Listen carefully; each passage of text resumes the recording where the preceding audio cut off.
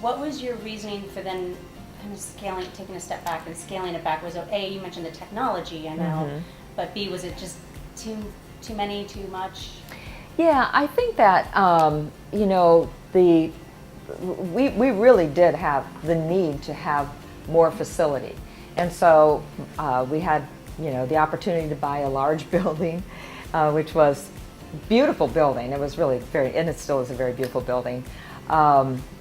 Buildings have sort of character, you know, don't they? They're sort of like, they become their own thing. But anyway, so we grew into the building, and we had about 50 employees at one point.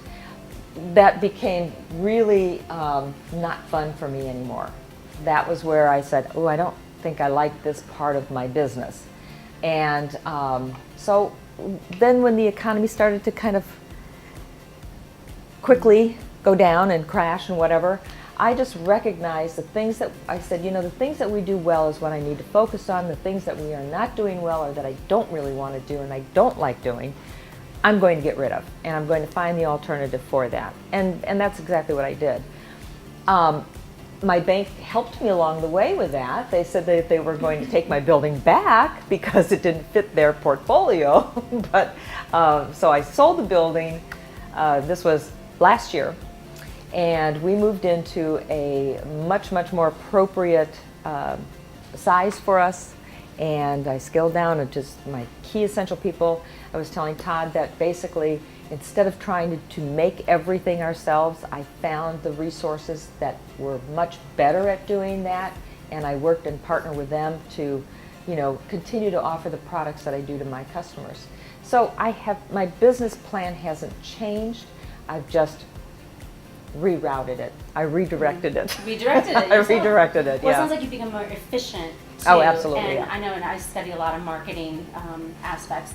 And 3 things I've always been told too is the D's. You should either do it, or delete it, or delegate it. Right. So it sounds like you did a combination of those. You were doing it, but then you were doing it all. Right. So either whatever you couldn't delegate then out and resource, then you just Right. delete it. Right. Yeah, and you cut it out, especially if it's not fun. Right. And it's not being productive. Yes, exactly. And that was a big challenge. I mean, we talked a little bit about what are some of your major challenges, and really that was a very big challenge. But once, and I want to say that the challenge was I guess initially was the fear of what's going to happen if I do this, and then it was just all of a sudden this revelation, I guess, if you will, of, well, what's the worst that's going to happen?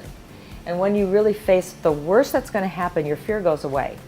And once your fear goes away, you're totally moving forward. So that would be one really, I guess, big lesson that I've learned in the 20-some years that I've been doing this, is that fear is not your friend, and you really just need to face your fears directly and realize, what's the worst that's going to happen? Nothing.